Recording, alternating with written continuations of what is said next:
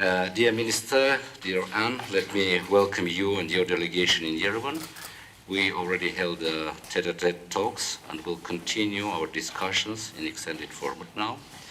The OSCE plays an essential role in Armenia's multilateral cooperation as an organization with European security agenda and arrangements aimed at resolution of conflicts, and in this respect, your visit in capacity of the OSCE chairperson in office is indeed timely.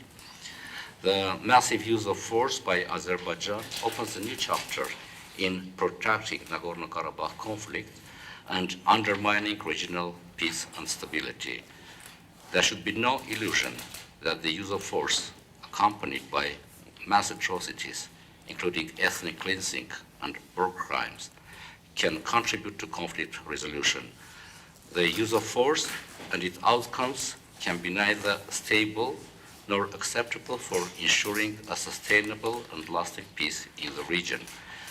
The early just settlement of the Nagorno-Karabakh conflict is an immediate imperative for all who are interested in turning the South Caucasus into a peaceful, stable, and prosperous region.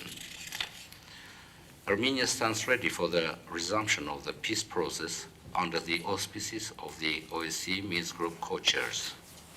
Core issues of the Nagorno-Karabakh peace process, which have not been reflected in the trilateral statement, remain unresolved. Amongst them is the right of the people of Artsakh to self-determination, which entails the issue of the status and territories of Nagorno-Karabakh. Unfortunately, Azerbaijan refuses to implement the trilateral statement, as hundreds of the Armenian prisoners of war and civilian hostages remain in captivity. After 4 months of ceasefire, Azerbaijan continues to inflict suffering on hundreds of people and their family members, subjecting them to physical and psychological pressure. These unacceptable actions are stronger than hollow talks about peace and the end of the conflict.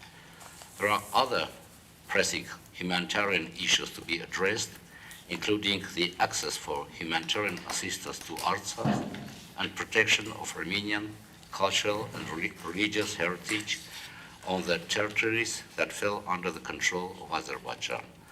I will further elaborate on this during our meeting.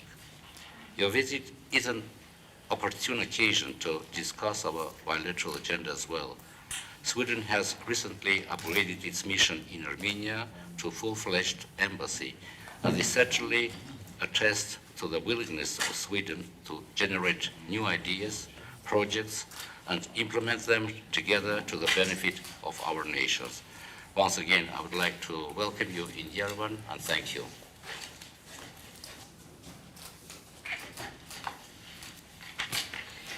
Thank you very much, Foreign Minister. Thank you very much, Ara. Let me start by expressing how grateful I am for this opportunity to meet. We meet in a time when our bilateral ties are being strengthened, which give us a good opportunity to discuss the development in the region and in Armenia. This visit is, of course, very important for me as a chairperson in office for the Organization for Security and Cooperation in Europe. As you know, our key priorities as chair are to defend the European security order and to uphold the OSCE concept of comprehensive security that links human rights, democracy, and the rule of law with the concept of security. We want also to contribute to resolving conflicts in the OSCE area.